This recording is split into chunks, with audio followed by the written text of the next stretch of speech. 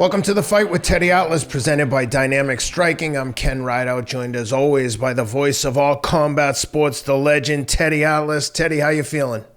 I feel good. Happy Memorial Day to everyone out there. Yes, we're working on Memorial Day. Yes, we do it for you people out there.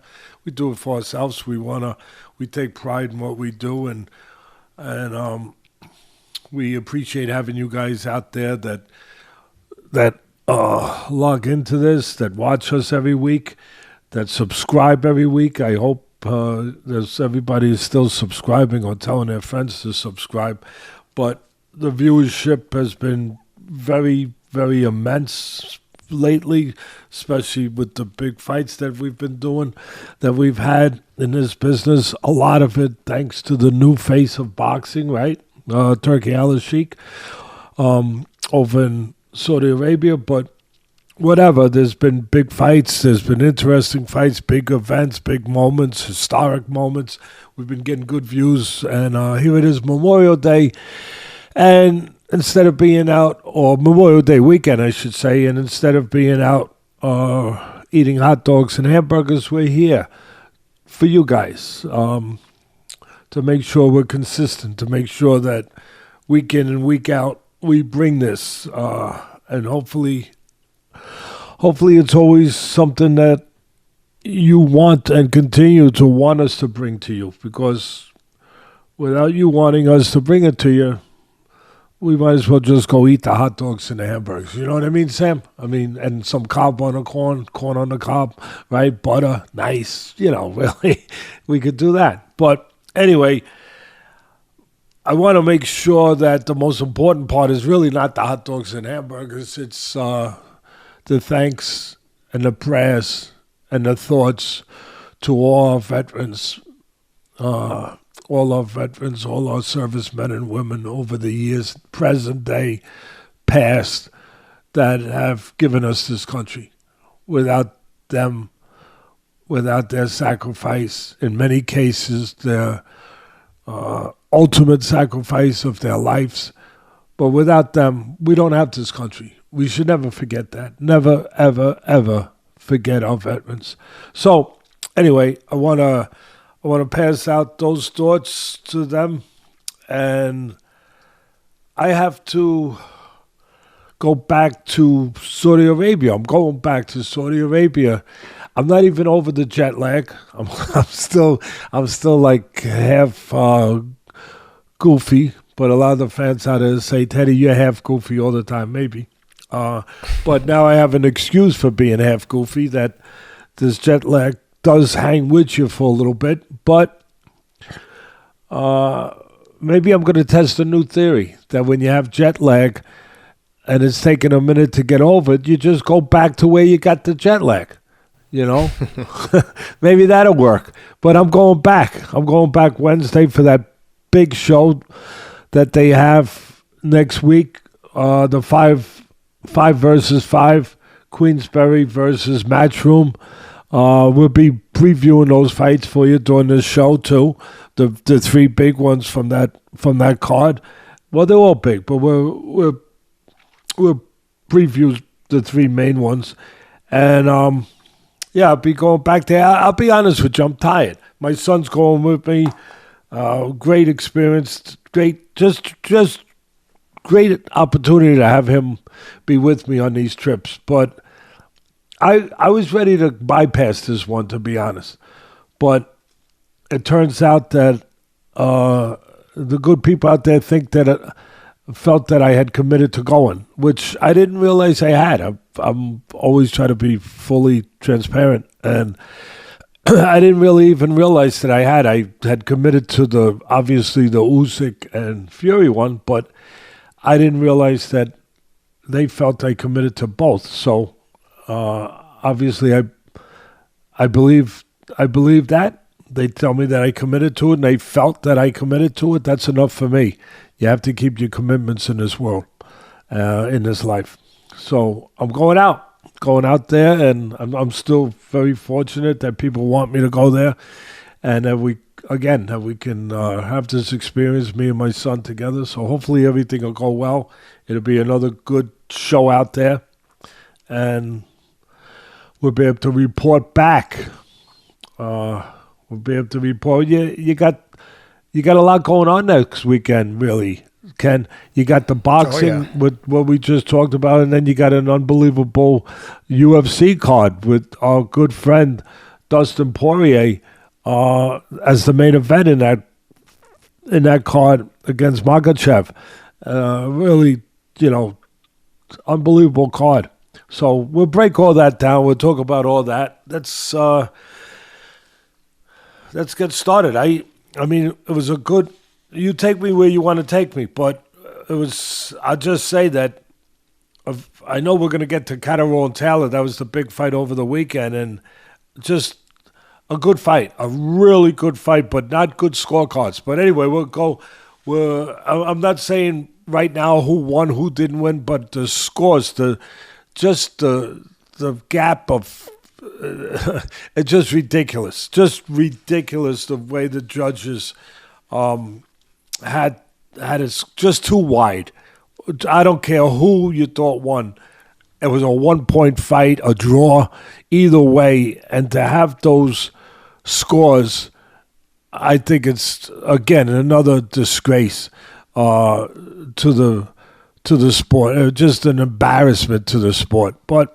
And I give credit. I'll go over it more, but I'll give credit to Eddie Hearn and the promoter, and his guy won, Catterall. But he said these scores are ridiculous. They're way too wide. Obviously, it's a little easier to be gracious when your guy won. To say, hey, he won, but those scores were wrong. But I give Eddie Hearn credit. He's pretty good with that stuff, and he's right. They were ridiculous, those scores. And then, of course, Bob Arum, it didn't help his blood pressure at 92 years old over there, in the ring. They gave him the microphone. And he, of course, he had the other side. He had Taylor. So he said it was a disgrace. He will never allow one of his fighters to go over to the UK again to fight with UK judges. Yeah, well, I don't believe that. Given all the hype around this fight, and in particular the scorecards, let's just jump in and start with that fight. Then I'm sure all the fans want to hear about it, and we'll cover some of the undercards and we'll cover the event from Canada as well, the Mbilli card. But Taylor, Catterall lived up to my expectations. I enjoyed every second of this fight. I thought there was great back and flow action. I thought both guys had moments where they looked really good and other times when they both looked completely exhausted. But the fact that they kept both turning it back up, I thought it was, at least for me, it was high level, a lot of strategy. At least it looked that way to me. And like I said, I loved it. I thought that Catterall clearly won the fight. But to your point, 17-11 on two of the cards, I just don't I can't imagine how you get to that card, and I'm dying to hear your thoughts on it. But tell me what you thought about the fights first, and then we'll get into the cards. Well, the way you get there is like Customato used to always tell me. You either get there by really incompetence or corruption. I mean, there's no other way you get there. Because 100%. There's no other way. So anyway, tremendous fight. Rematch. Sequels and movies are usually not as good as the original. Sometimes the same thing with the rematches, but this rematch was even better than the first fight, the original. It was like Godfather 2 with The Godfather. The Godfather, one of the great movies of all time. Godfather 2 was right there. First, Catterall Taylor was no Godfather. It was not that great a movie. It was not that great a fight. There was a lot of clinching, a lot of sloppy stuff in that fight, but it was a highly contested fight.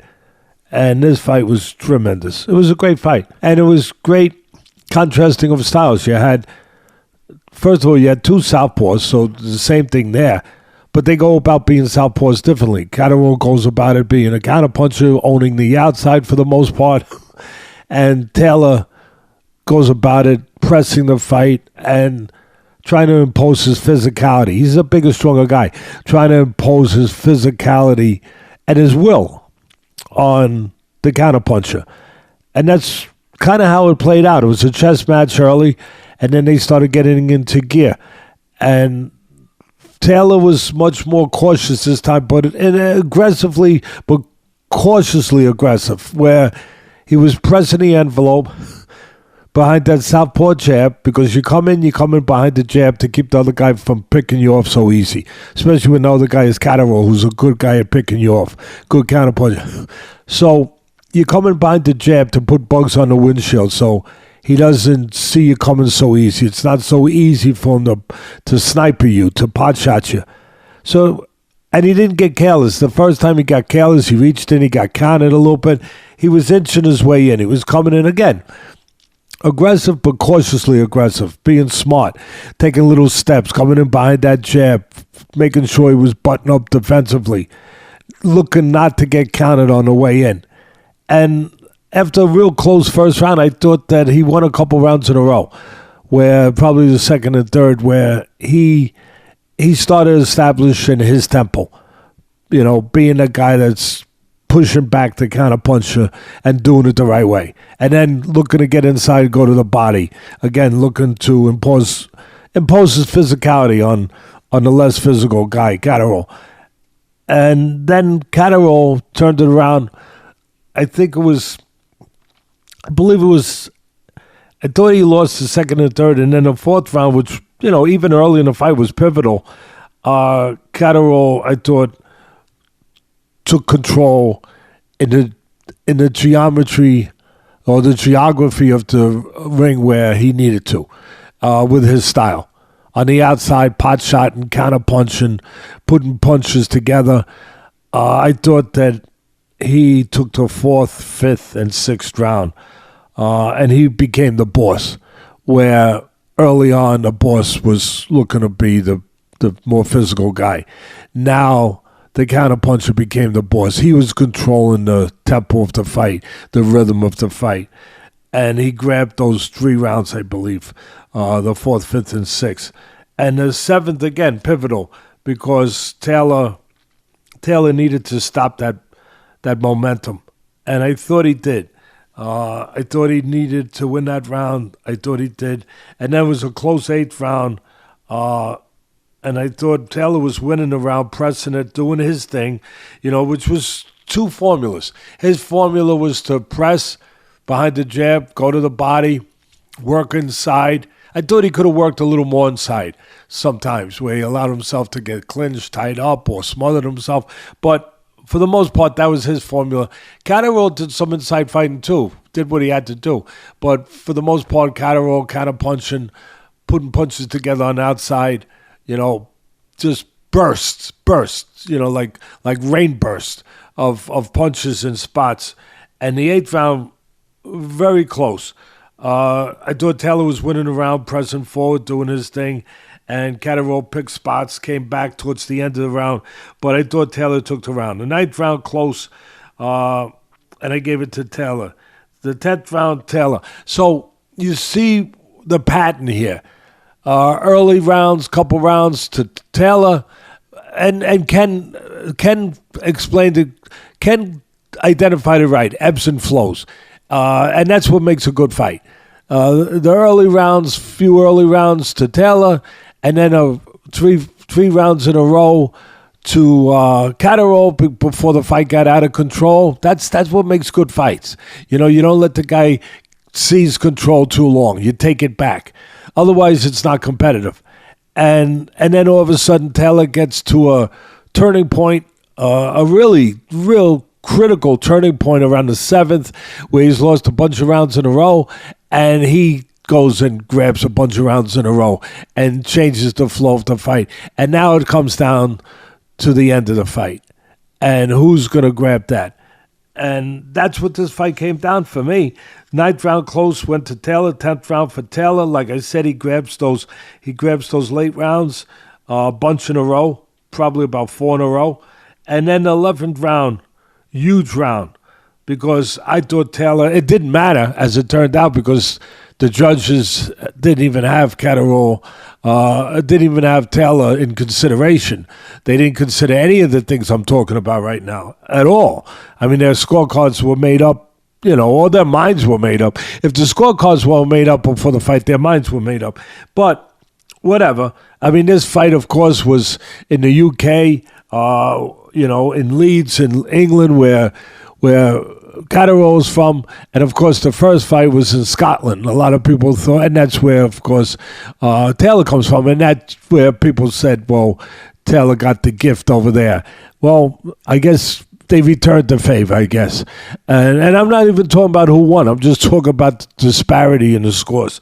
They returned the favor. They made sure when it went back to Leeds in England, they were going to show the Scots that they know how to use a pencil in favor of their guy too. But the 11th round is pivotal for me. And again, it doesn't matter because the way the scorecards are, which is ludicrous. But for me, the 11th round, if Taylor takes that, he's sweeping all the late rounds. And Catterall lands a really big left-hand counter. Beautiful. Beautifully set up. He dipped to his right. He's a southpaw, and then he put everything, his back, his leg. He put everything. He dipped to his right and came up with that overhand left hand and hurt Taylor. Taylor took it. He was hurt badly. He survived it. It was very reminiscent in some ways of Marquez when he fought. And the commentator mentioned that too. And I thought it right away, and then the commentator mentioned it, where he stepped back, he set a trap, and he dipped to his right, and he caught. Well, actually, Marquez would have done it the opposite side, I guess, being that he was orthodox, right, against the southpaw Pacquiao. But anyway, it was very reminiscent of that, where Pacquiao walked into a trap against Marquez in their last fight. I think it was their last fight.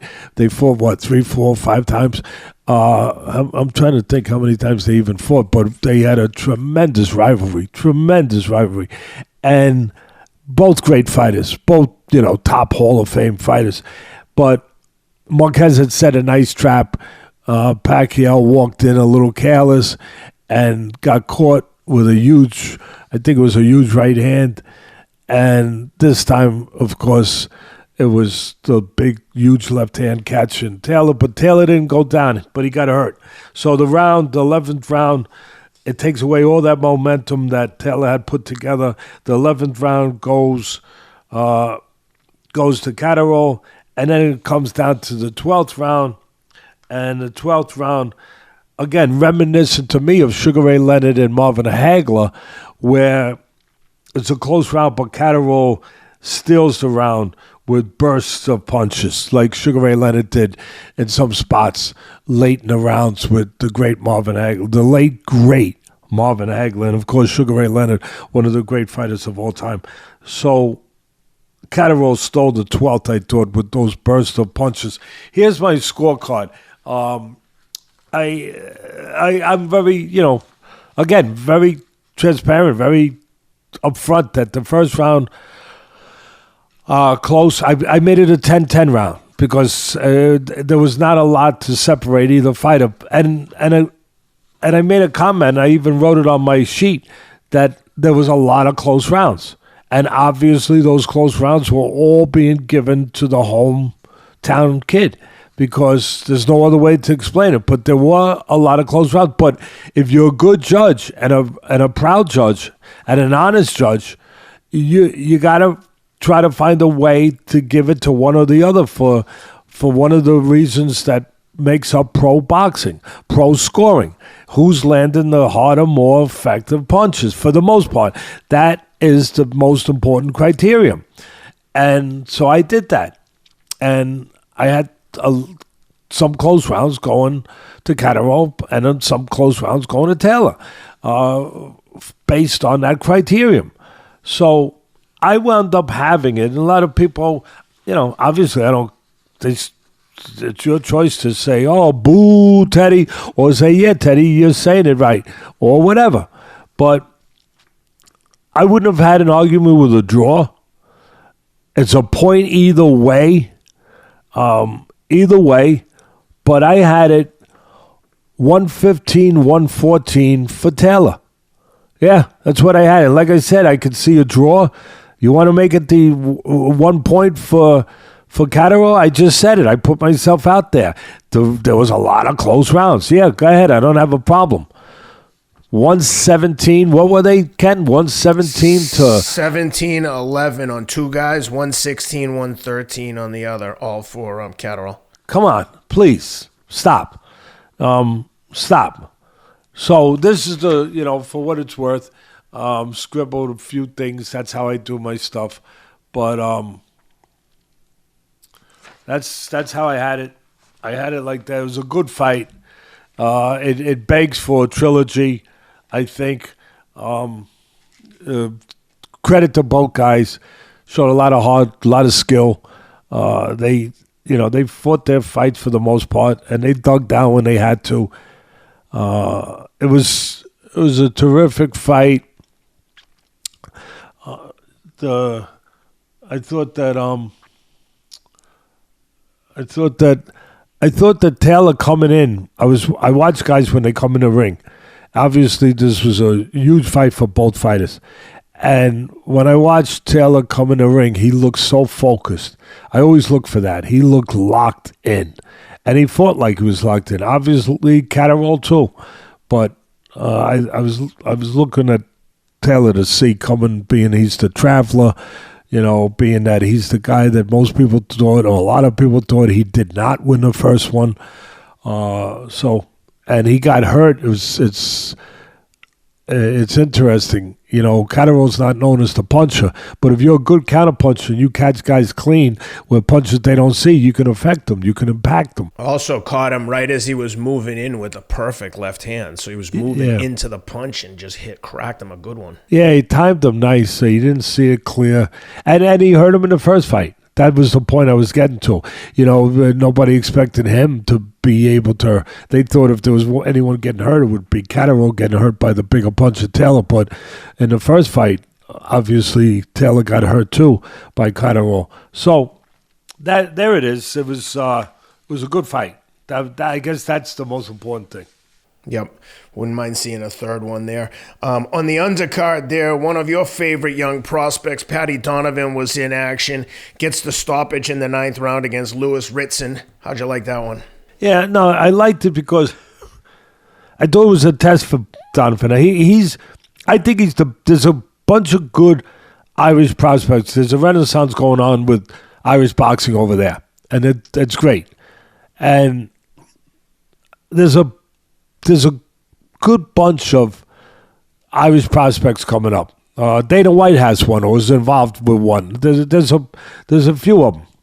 I think Donovan's number one on that list. I just think he's the best Irish prospect right now, coming out of that country, and he's got to look. All fighters, I always say, you got to know your identity. You got to know who you are. You have to have your style. You have to have your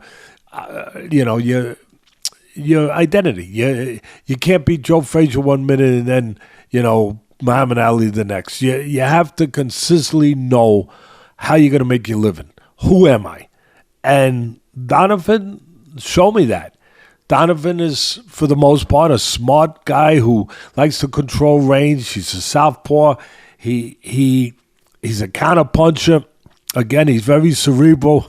He was a really good amateur.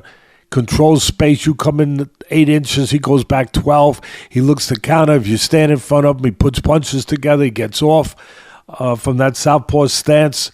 He goes to the body. He's got a former world champion and Andy Lee training him. He's got a friend of mine, Keith Sullivan. Full disclosure, he's a good friend of mine, Keith Sullivan. He's a lawyer for my charity foundation, and I've been there for years doing what good people do when they're working for charities. He does everything pro bono. Him and David Berlin and my daughter also give their legal services to the foundation for the last 28 years, and couldn't be a better lawyer, couldn't be a better manager. He's a co-manager along with Andy Lee with Paddy Donovan's career, and couldn't be a better person.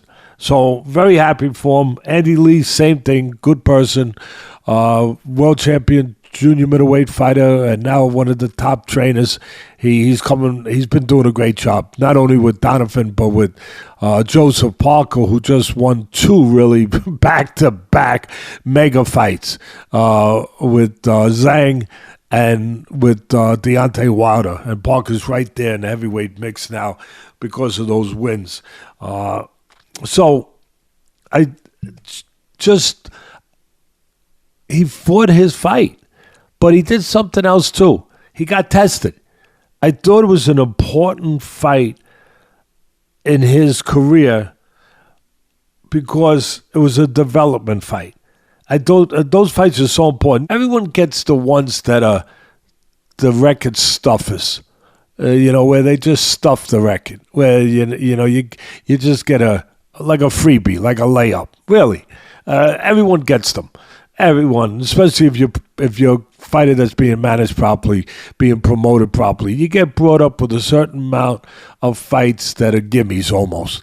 Not that anything's a complete gimme. When you get into the ring, something could happen, but where you have a big advantage to build up your confidence, build up your record. And then you get to the point where if you're managed properly, and if the fighter has the right attitude, which Paddy Donovan does, he wants to fight good fighters. And you got to start getting tested a little. You got to start developing. And this was a development fight where he had an experienced guy in Louis Ritson. It's a 10-round fight. And Ritson put the earmuffs on and walked forward. He could have used his jab more. He could have done, but pressure. He brought pressure. He went into that peekaboo sort of stance, or he could have moved his head more, but he's a veteran guy that had a plan. His plan was to apply pressure to this young prospect, Paddy Donovan, and try to break him down. Usyk broke down Fury. I know it's different levels, I get it, but he broke down Fury, that pressure, and helped get him to the place where it got him in the 9th round where he could land the punches he did. Ritson was hoping to do similar, to apply pressure to a guy in his mind who's still, green around the gills, green around the ears, still untested in his mind, and I'm going to test him. And he did. He applied pressure. Donovan stayed calm. He stayed cool. He stayed to his identity. He controlled the outside. He took what was given to him. He doesn't waste anything, Donovan. He puts nice, smart, accurate punches together. He wastes nothing. He was placing body, head punches, using the uppercut to split the guard at the right time. Real nice, controlled effort. He was consistent, controlled, dealing with the pressure. There was spots where Donovan and his trainer, I'm sure, are going to work on it, where he could be a little vulnerable with his hands low, stepping out. He's got to make sure as he moves up the ladder, which he's doing, he's got to make sure that he tightens that up where he's not making himself available, being predictable, going straight out with his hands low, where some fighters will step with him and look to time him. He went off to the side sometimes. He went out to the side door beautifully. But there are times he goes straight back. That he's, again, I'm sure they're going to work on it. Maybe be a little more dimensional. He's very good at controlling the range in front, stepping out. Like I said, setting up counters.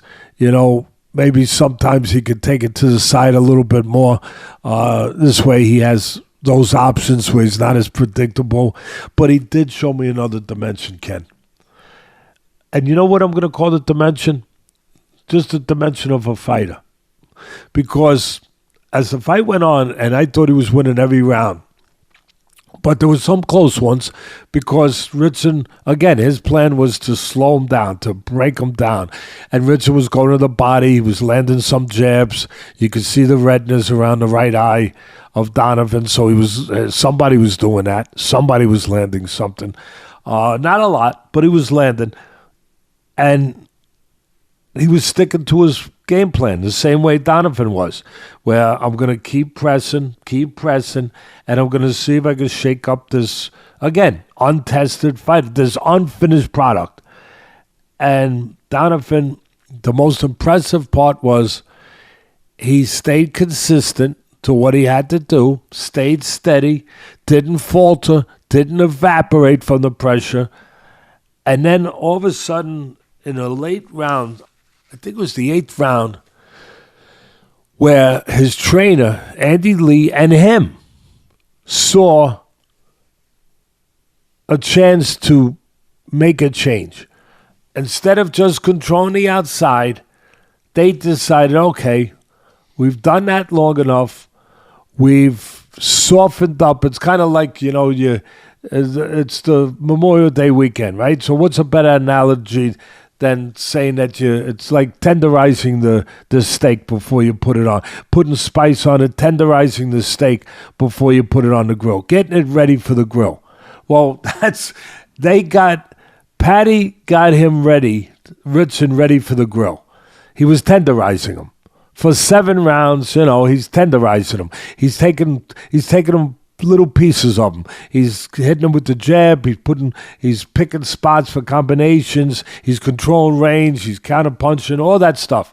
And then all of a sudden, he shows me that dimension, that other dimension, that fighter's dimension, where he just says, okay, it's time now not to step out, not to control range. It's time now to stay in the pocket. It's time now to go in the trenches. It's time now to just move my head, not be irresponsible to the defensive responsibility of it. You can't be a top fighter if you do that. You got to be more than tough, more than just strong. You got to be tough and smart. What does he do? He moves his head because that's another option. You could use your legs to control the guy defensively and set up your offense, or you could stay right there in the pocket, move your head, make a miss, and punch right there. That's what he did. That's what he did. He finished the job. It was time to go on the grill. He did the tenderizing for 7 rounds, and then the 8th round he said, we're taking it to the grill now. And they did. Him and his chef, Andy Lee. And he moved his head.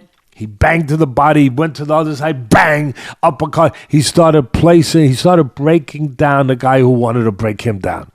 He started breaking Ritson down by staying right there and fighting his game. Fighting his fight. Staying right there in the fire and banging with him, but doing it smart with defensive responsibility of where he put his head. And he broke him down.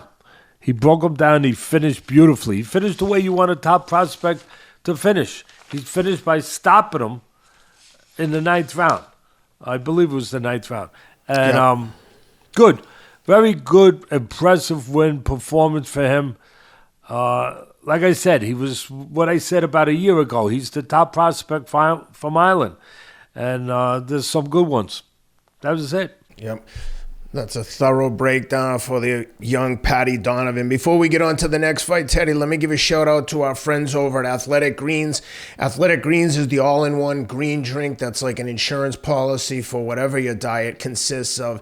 Athletic Greens make sure you're getting all your vitamins, nutrients, and minerals you need on a daily basis, especially if you're working and or traveling. Teddy, I dragged these packets with me through the Gobi Desert in Mongolia last summer and won a 155-mile race, and this was one of the few things I brought to make sure I was getting enough vitamins and minerals and nutrients throughout the day. I'm doing another race in Africa, and I'll be taking my Athletic Greens with me. Go to athleticgreens.com/Atlas to take advantage of a special offer for our listeners. 10 free travel packs with your first purchase. That's athleticgreens.com/Atlas, made from 75 whole food sourced ingredients, which is the critical component. You want all your vitamins and minerals from real food. Athletic Greens has you covered. Teddy, another fight on the undercard of the Taylor Catterall fight. They crowned a new British cruiserweight champion. Clarke stops Ellis Zorro in the 8th round. A little bit older. I think he moves to 9-0 now. It might either 7-0 or 9-0, I'll confirm, but he beats Ellis Zorro and stops him in the 8th round. Good fight. Zorro put up some resistance coming off a loss to Jai Apatea, but curious to hear what you think here of the, I hesitate to say prospect, but at 33 with the only 7 or 9 fights, he's looking pretty good. What'd you think? I like his style. First of all, it's a fun style. He's physically strong, and he fights that way. He looks to impose his will and his physicality on you, and he's fan friendly. By the way, he moves to 9-0. I apologize, 9-0 for Clarke. No, I like his style. I like the way he does it. It's fun to watch. It was a good competitive matchup with contrasting styles because Zorro was on the outside for the most part, looking to counterpunch. Good style, good matchmaking, really, for the most part, and a good little test for Clarke, where he had to deal with styles he's going to have to deal with. Where guys that are going to, if he's aggressive, they're going to look to catch him on the way in. They're going to look to box him. They're going to look to put the jab in his face. They're going to look to control range. They're going to look to counterpunch. They're going to look to time him. And that's what Zorro was doing. He wasn't doing it consistent enough, but that's what he was doing when it was a competitive fight. And that was the plan. The plan was kind of like a little bit similar to what we talked about in the main event. That we were just talking about with Taylor and Catterall, where Catterall's looking to counterpunch for the most part, although he'd fight with you when he has to. And of course, Taylor was looking to come forward, go to the body, impose his superior strength on him. And Clarke was trying to do that to Zorro. And Zorro was trying to counterpunch and make him pay a price for trying to do it, for trying to get in. And the big difference, and it's always the difference, Ken, it's this. What you've learned by being with me for all these years now, about the mental side. It's you could be in the best shape in the world. You could be the strongest guy in the world. But if you're not mentally together, if you're not mentally strong, the rest of it goes out the window. The glue that you can put all the bricks together to build something. But the glue that keeps them in place is the cement that keeps them in place is the mental side. To be together mentally, to be strong mentally, not to cave mentally, and to handle the pressures, whatever those pressures are. That's the key to be a champion in anything in life, any vocation. And Zorro came up short in that area. And that was what Clarke was probably bargaining on. He kept putting the pressure on. I thought, like I told you, it was a close competitive fight.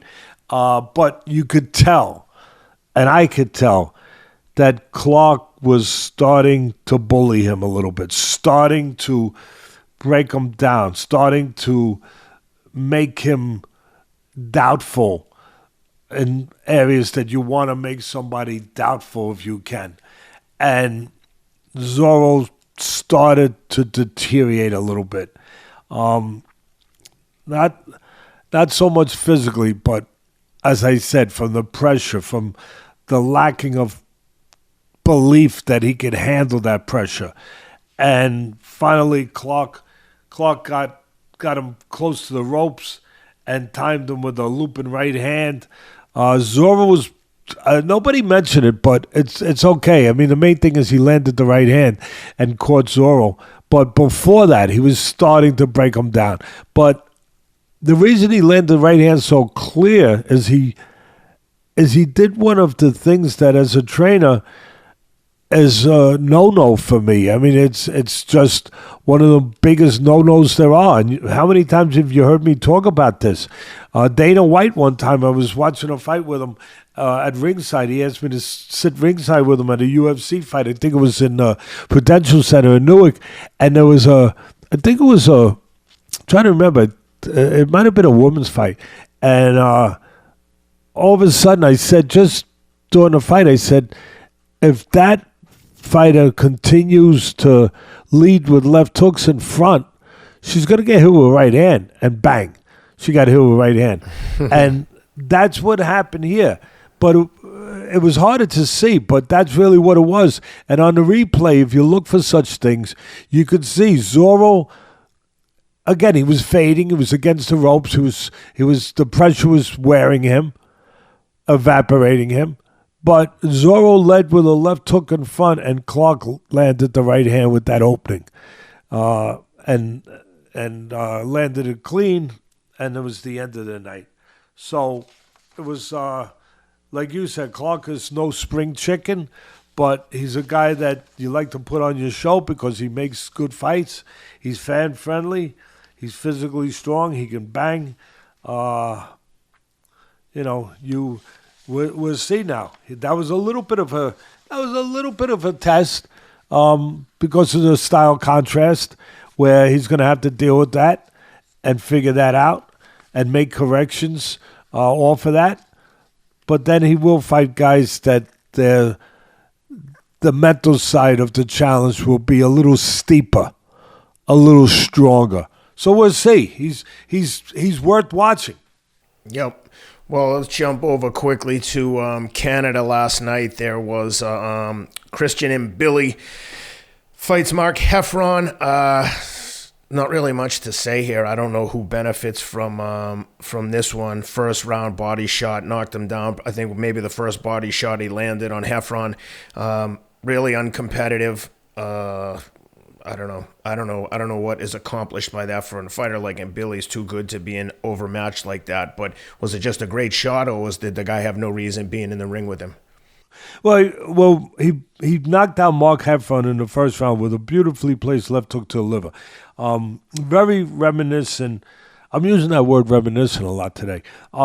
Very reminded me of Virgil Ortiz in his last fight, I think, with Thomas Delorme last month. I believe it was that fight. But Virgil Ortiz has a lot of those fights. He's, 21-0 with 21 knockouts. And what's his forte? Body punching. He's dedicated. Virgil Ortiz is a fun guy to watch. I mean, he's got to be on the top of your list. If he's fighting, you want to watch him. And he's going to be fighting Tim Tszyu. You want to watch it. You want to watch that fight. Sure. That's interesting. But Virgil Ortiz, the reason you want to watch him is he's 21 with 21 knockouts. That's one reason. And the other is he brings it. He's aggressive. But he's good. He's technically solid, but he's dedicated to the body. He puts water in the basement, and he floods out the basement. And this punch was really just like what Virgil Ortiz's calling card is, left hook to the liver. And he gets a lot of those. And Mark Heffron was on the receiving end of it this time against Mbilli. Now, Heffron, you say, does he belong in it? He's 34-1. 30 wins. Now he is. 30 wins, 4 losses, and 1 draw. And here's specifically probably towards the question you asked, Ken, because you asked a good question. His 4 losses, he's been knocked out in all 4. So that kind of that tells you a little bit. I mean, he's 34-1, but all 4 of his losses now, he's been knocked out. So anyway, Mbilli, they weren't looking for a big test at this point. He's 26-0. He's 22 knockouts. He had a tough fight in his last fight where some people thought he didn't even win. And he's rated in the top 10. I think in all the organizations, at least a few of the organizations. I think he's rated even higher in a couple of them. So he's 28 years old. They're obviously looking for a title shot if they keep him, undefeated. And that's kind of what they did in Quebec the other night. I like Mbilli.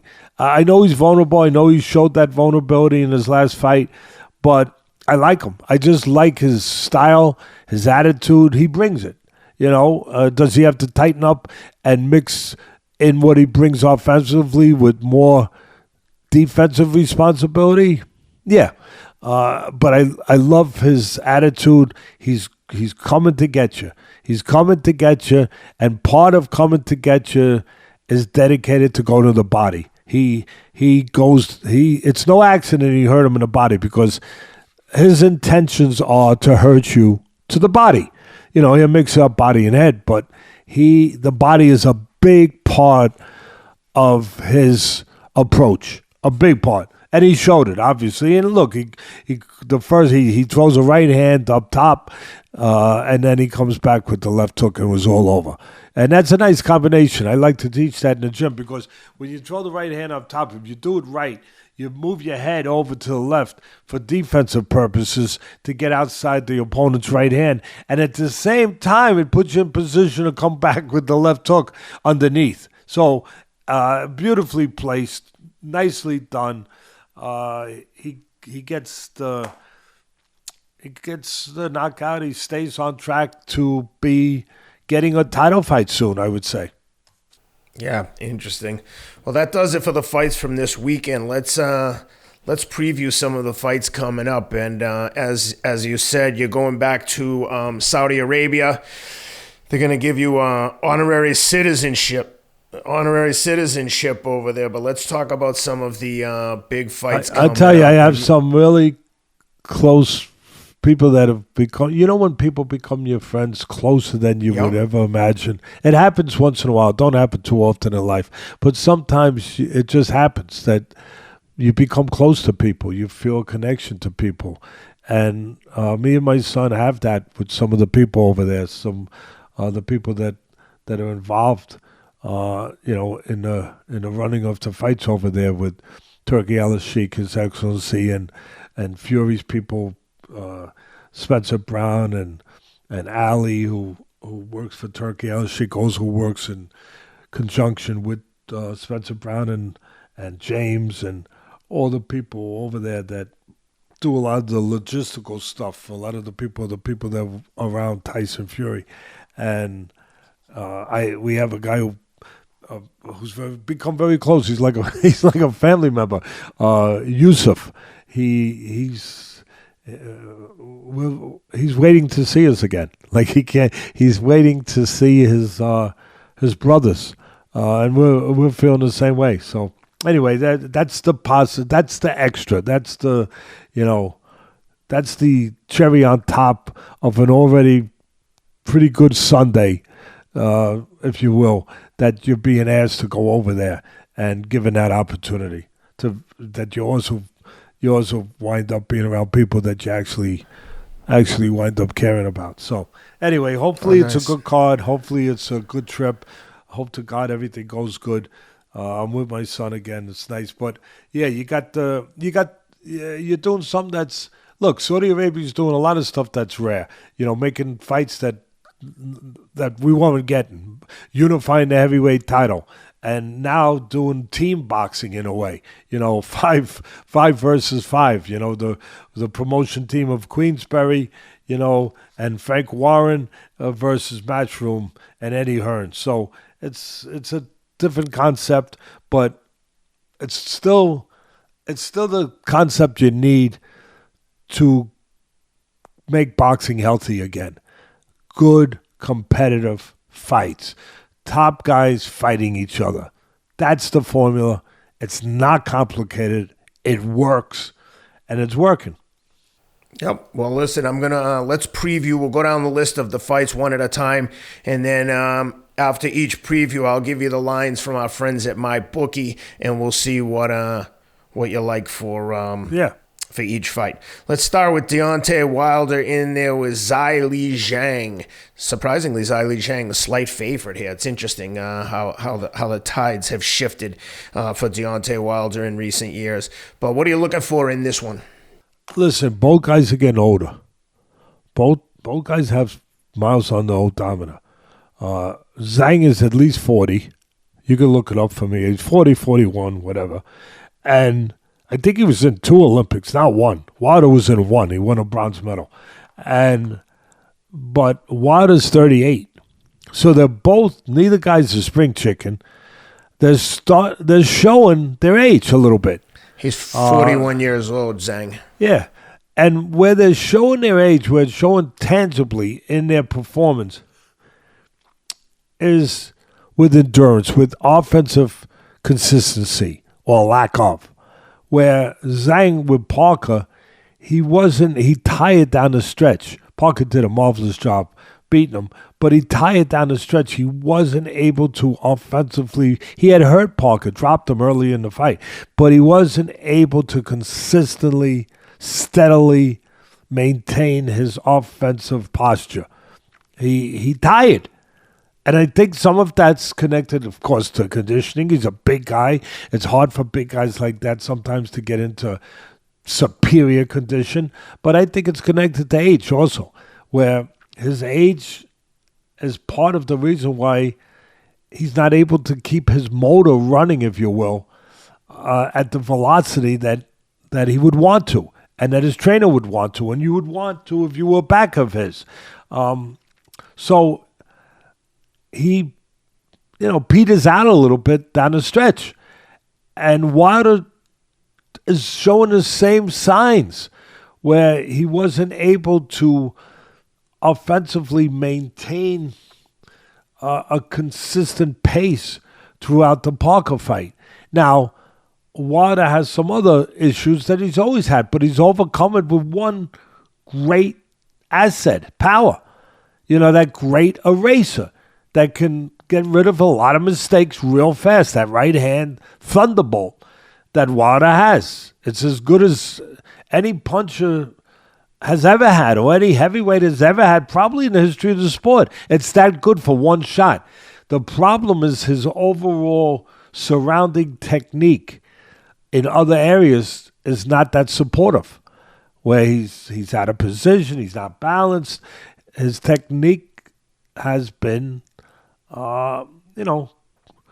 questioned and reasonably, honestly questioned, where at times it's anything but what you would want it to be to supplement the great assets that he has with athleticism, with the power in the right hand, and with his heart.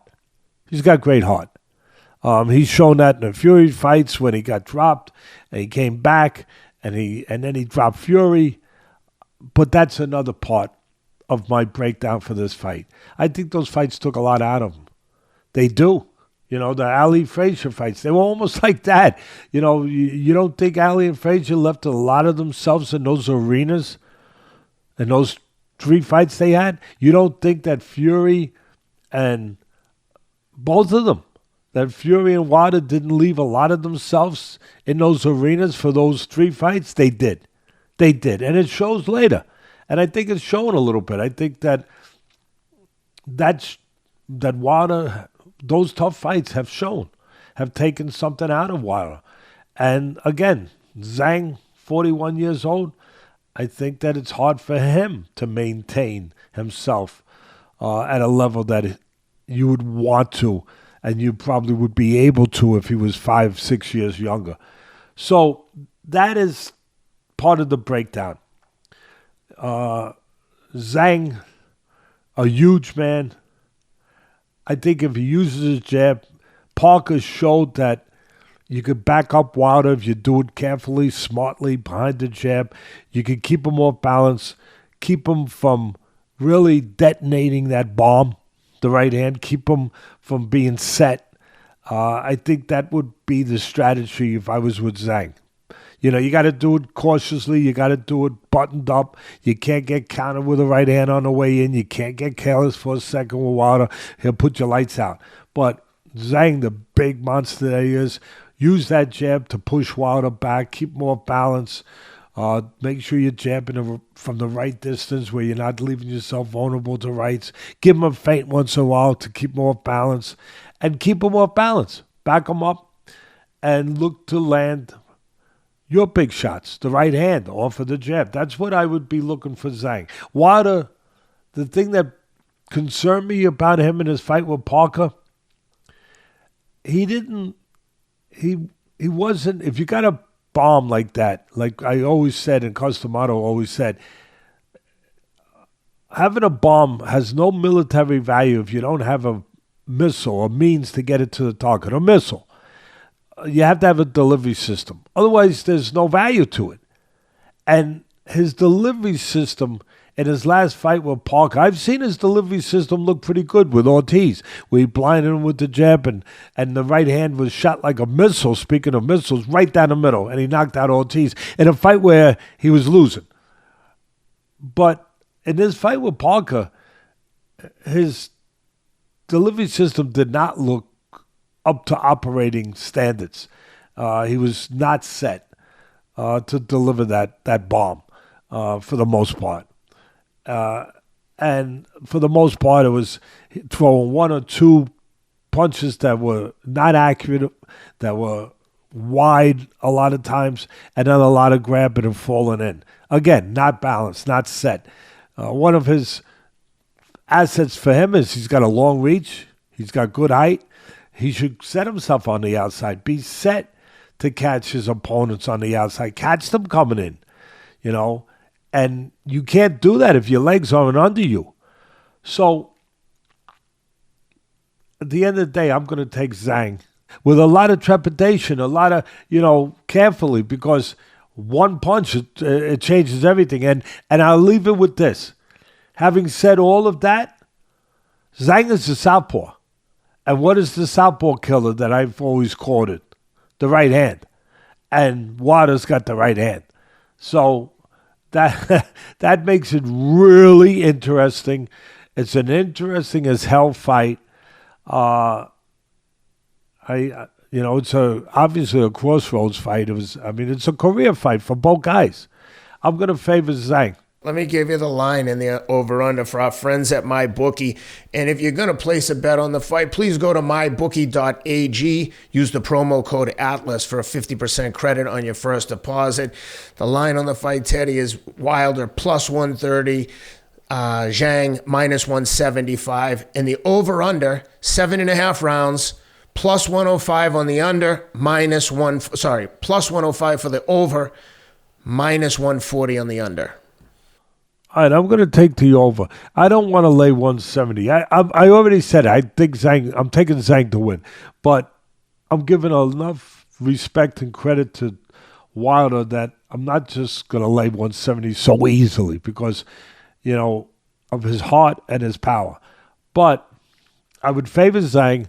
My betting would probably go, the bookies are making it very clear that they understand both guys can knock out the other, and they're going with the under as the play, where you have to lay. I'm going to go, that underline is a nice number for me. What is it, 7.5? That's a nice number. Yep. It's usually higher. That's a nice number. How many rounds is this fight, by the way? Is it 10 or 12? 12. 12, all right, good. I'm going to go with the over. Yeah, I think there's a good chance there's a knockout, just like the guys laying these lines do. But I'm going to say the heart of Wilder and experience, and both guys being older, I'm going to say that they might not go at a fast pace early. And that's going to give me a chance to get to the over. It's going to give me a chance to get to the over, where I actually get something on that end. What do I get back for the over? On the over, you're getting back just 105, plus 105. And you're laying how much on the under? On the under, you got to lay 140, minus 140. So I'll take a play. I'll take a play on the over, and maybe I'll do a parlay with the over and with Zhang. How's that? That works. All right, let's talk about the other two undercards, Teddy. Dmitry Bivol in against replacement Mark Zinad from Saudi. What are you looking for here? Does Zinad have a chance with Bivol? He's got a difficult style. He's undefeated, number one. He hasn't learned how to lose. Huge step up. He's going from the wading pool to the ocean. Okay, that's a big step up. That's for sure. Bivol, pound for pound, I think is one of the top guys in the world. I think now my restructured pound for pound off the top of my head is Usyk, Crawford, in a way, and then probably Bivol. He's right. I don't have it in front of me, but he's right up there. And so obviously, I think the biggest maybe enemy or opponent of Bivol would also be that he would overlook his opponent now, being that it's not Beterbiev anymore. But I don't think he's made up that way. So they're very serious people. I don't think he's made up that way. He's mentally solid. He's fighting a guy who, again, is undefeated, and he's got a difficult style.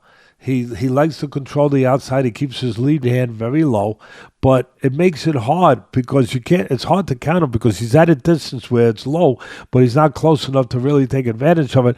And he kind of throws that jab like the great Larry Holmes used to throw from his hips sometimes, where it comes up and at you, where it's hard to judge his length. It's hard to get the distance on him.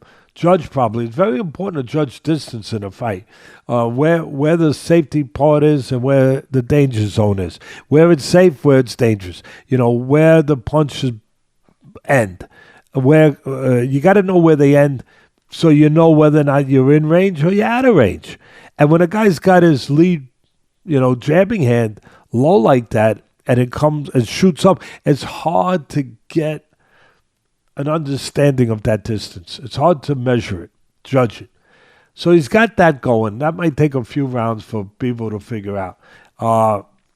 And he's very standard. He's very conventional, his opponent, where it's mostly jab, and I think he's a southpaw. Well, can you look that? I just want to be 100% sure.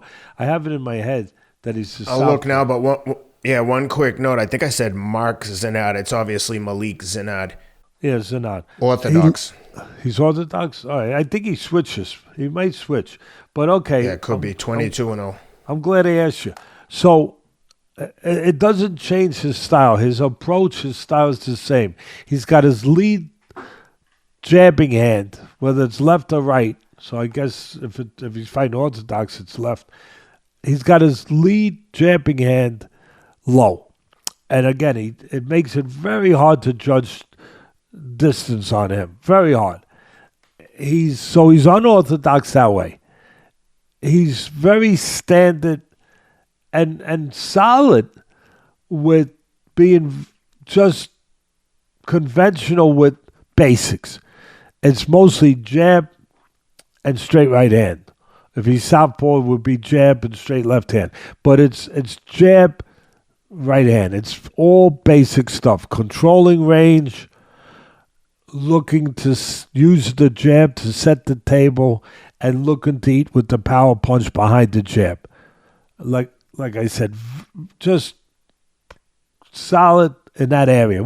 Kind of one-dimensional, not a lot more coming, but controlling in front of you, controlling distance, controlling range, looking to use the jab to set up the right hand, and sometimes switching it to an uppercut. He showed in a couple of fights I watched of him, he showed confidence, he showed heart. Again, he's in there with a whole different level now. Like I said, he's going from the wading pool to the ocean. So we'll see how he handles it. I think he'll handle it all right. If I had to guess from the little bit I've seen of him, he's made up his constitution as the constitution of a guy who will rise to the occasion mentally the best that he can. He'll probably come up short physically and technically with Bivol, who's one of the best fighters in the world. But I don't think he'll completely disappoint you from a mental standpoint where he won't show up or where, he'll fall apart. So I think it goes rounds. I think that Bivol's not a seek and destroy guy. He's a pinpoint guy. He's a surgeon. He's a laser accurate guy looking for laser shots. But he's not a seek and destroy guy. So I'm going to say whatever the line is, I'm going to go towards the over. I know Bivol's got to be a prohibitive favorite, so you can't really bet him. But I would look to say it's going to go the distance. Is there any play? Fight goes the distance is at plus 122. Doesn't go the distance is 156. I don't think my bookie has the line here, so I'm checking it out on the internet, and there's a mix. So Bivol overall is a favorite anywhere from 2,500 to 4,000, minus 25 to minus 4,000, and you can get back between 1,000 and 1,500 on Zinad. All right, Zinad. I'm not going to take that, even though it's nice to think about that. I'm going to say it's going to go. I'm going to say it's going to go with decision. Yep. Obviously, thinking Bivol's going to win it. So you get back 122. Yep.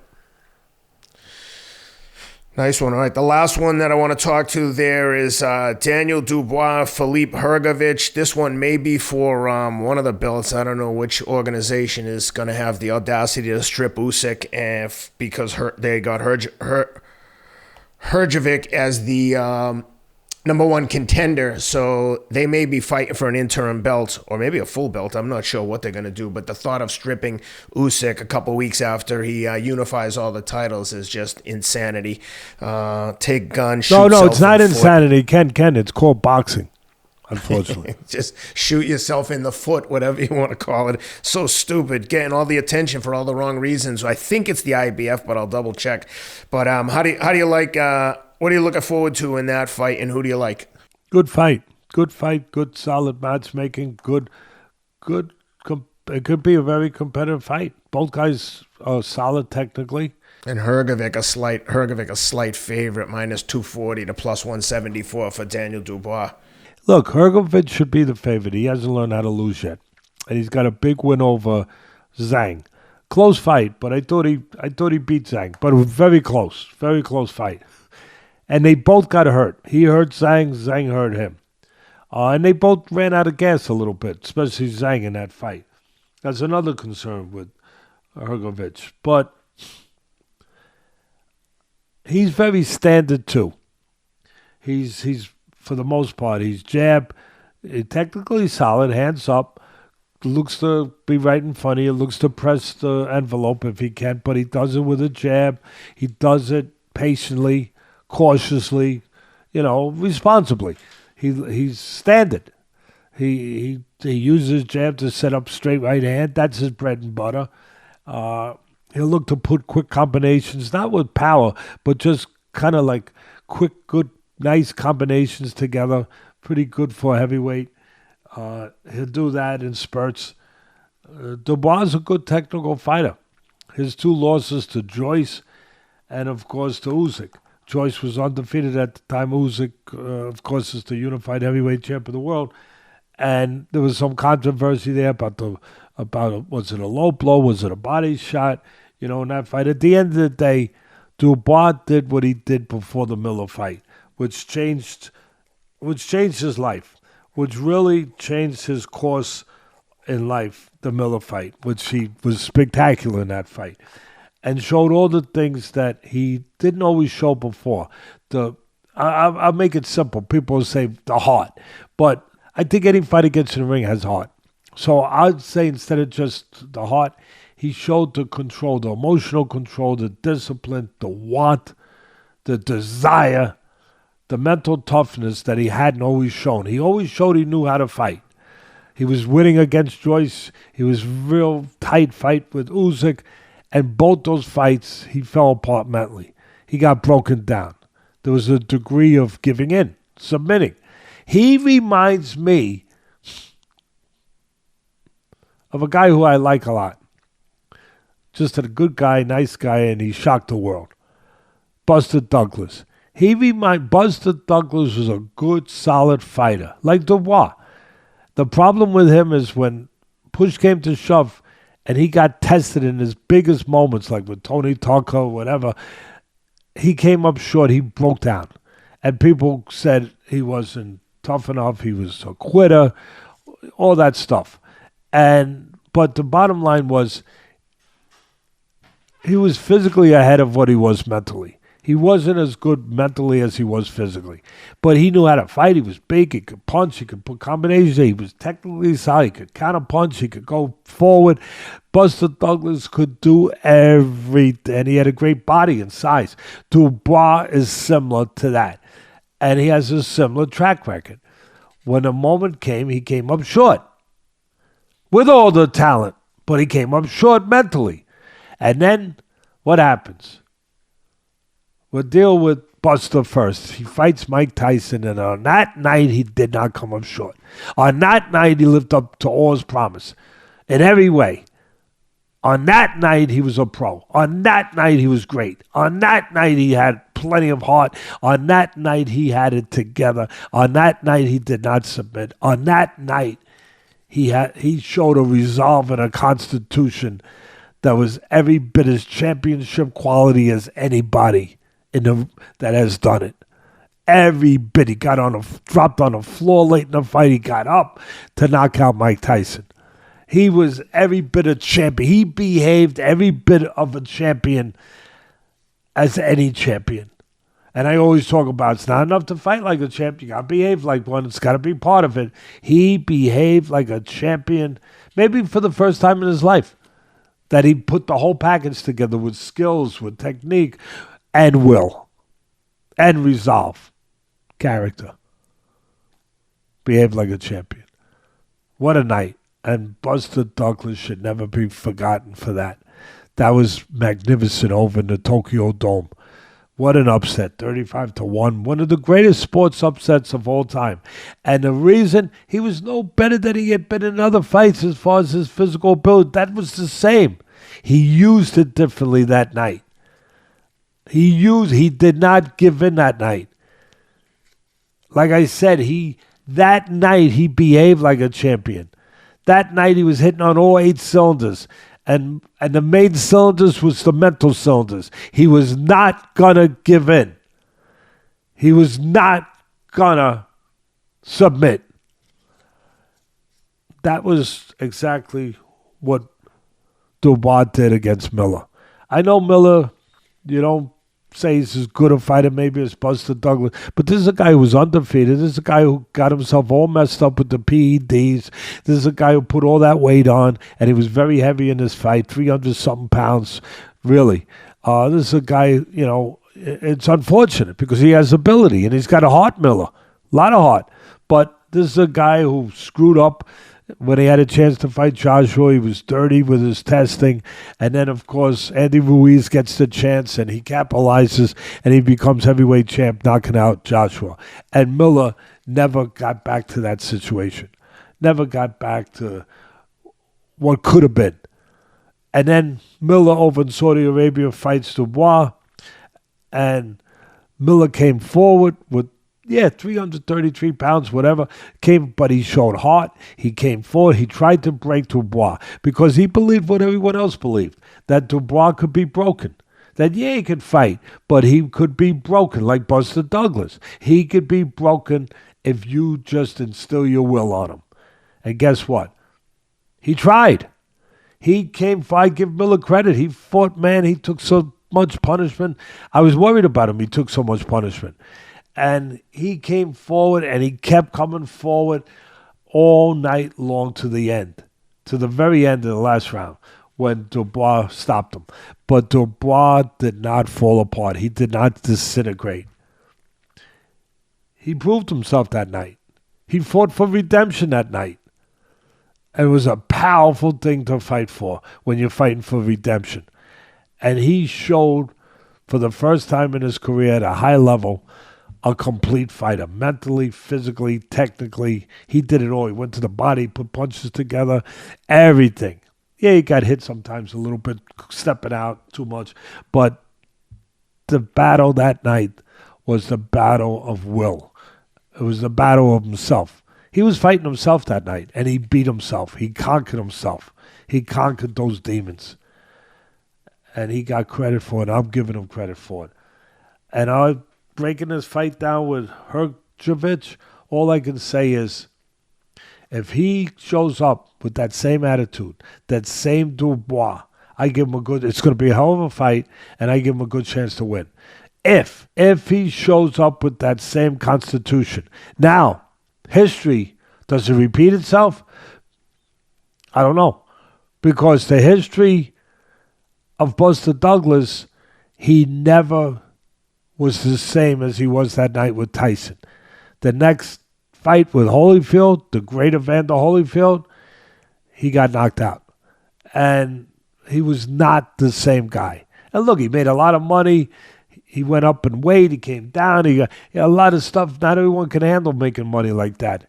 Changed his life. But he was great against Tyson. You never take that away from him. But he wasn't as prepared to be great against Holyfield. I don't know if Dubois takes that same path. If he falters back, he proved himself, he redeemed himself. Does he falter back now and he's satisfied with that? And does he go backwards a little bit and doesn't have the same resolve against Hrgovic, which he's going to need? I don't know. I'm gonna give him credit. I'm gonna say that he is gonna be and show that resolve again. He has turned the corner. It has made an impression on him. It has changed him to where now he believes in himself. And he knows that he doesn't have to give in when he's fighting at that level. And if that's the case, it's a real pick'em fight. What's the lines again? So you're getting back on Daniel Dubois, you're getting back 175. On Hrgovic, you're laying 240. I'm not laying 240 after everything I just said, but I do favor Hrgovic. I favor Hrgovic. He hasn't learned how to lose yet. He's pretty good technically, but you can't hit him. He's in front of you. He showed me hard against Zhang. I'm going to favor him, but I'm going to take a play because you're giving it to me. You're giving me that nice line. I'm going to take a play on Dubois because I think their talents are very similar. And again, if Dubois can show me the constitution he showed against Miller, he's worth a play at plus, how much? Plus 175. Plus 175. Give me a small play on him. And what about the over-under? I don't see an over-under on that one. Give me 1 second, though. There might be a... my bookie doesn't have it listed yet, but I believe they had it. Go the distance was... I got to look it up. No problem. Again, I think Hrgovic, I favor him probably to win, but gambling is gambling. All right, will the fight go the distance? Yes. Plus 200? No. Minus 260. Give me the plus 200. I'm gonna take a leap of faith that Dubois is gonna be together mentally the way he was for the Miller fight, and if that's true, he's good enough and he's comparable enough in talent to be in there with the undefeated Hrgovic and go the distance. Well, before we go, let's touch on the big one coming up next weekend. Of course, our friend Dustin Poirier. The great Dustin Poirier. Yeah. In challenging for the title, Islam Makhachev. Looking forward to this one, to say the least. Wide line on this one on Dustin. Give me 1 second. I think you're getting back 600, but give me 1 sec. You have the line on the Poirier fight. You're getting back plus 390 on Dustin and laying 600 on Makhachev from our friends at MyBookie. And again, if you're going to bet, go to mybookie.ag. Use the promo code ATLAS for a 50% credit on your first deposit. And bet responsibly. You hear me? Of course. Don't bet if you don't have it. Extra money in your pocket. All right. Look, in The Godfather, we're talking about the Godfather movie earlier. Right? What was that? The guy that was supposed to be Meyer Lansky, right? What was his name? That told Michael when they were talking about who gave the order to kill somebody. Hyman Roth. All right, now Hyman Roth said to Michael when Michael was a little upset about, who gave the order to get rid of somebody, he said, listen, it was business. It was not personal. So I'm going to state again, full disclosure, full transparency. This pick is personal. It's not business. Because I love Dustin. I love what he is outside the octagon as much as inside. I think Makhachev is special. But I don't know him the way I know as a human being. And he might be the greatest human being in the world. But I don't know him the way I know Dustin Poirier, who is a special man. With the charity work he does with his family, outside the ring, the way he thinks about life, the way he conducts his life, the way he treats people.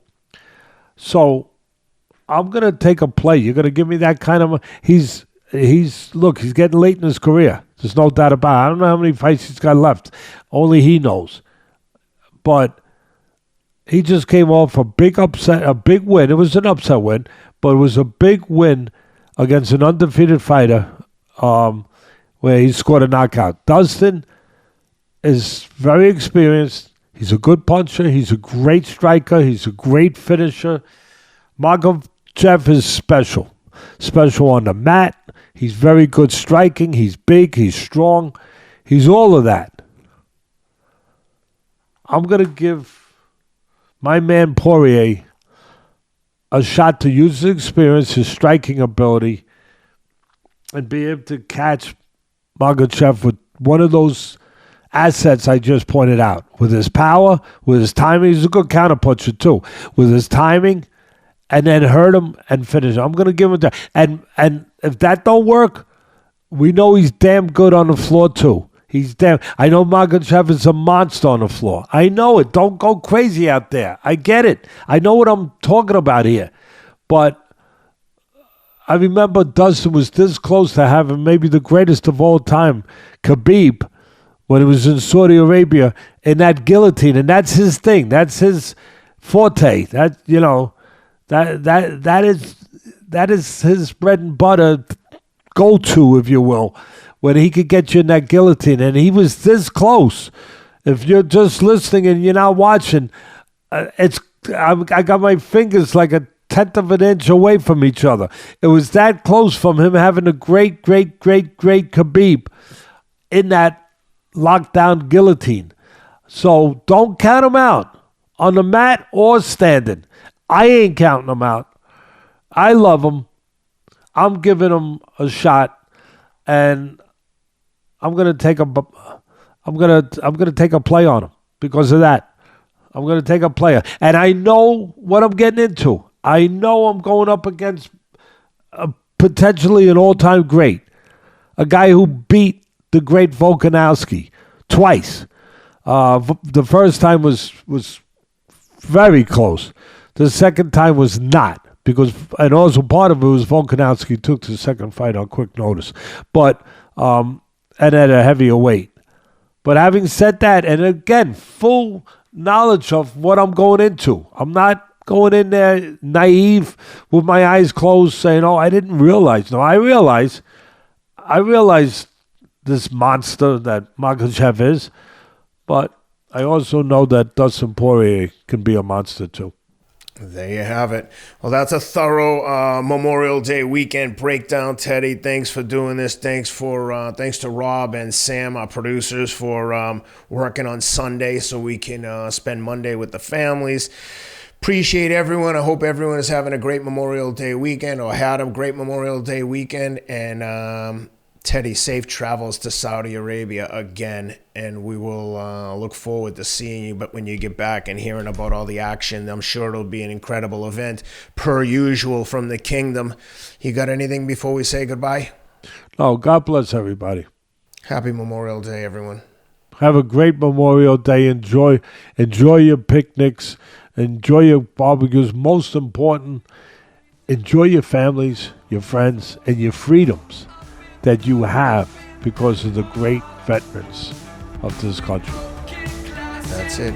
Have a great week, everyone. See you next week.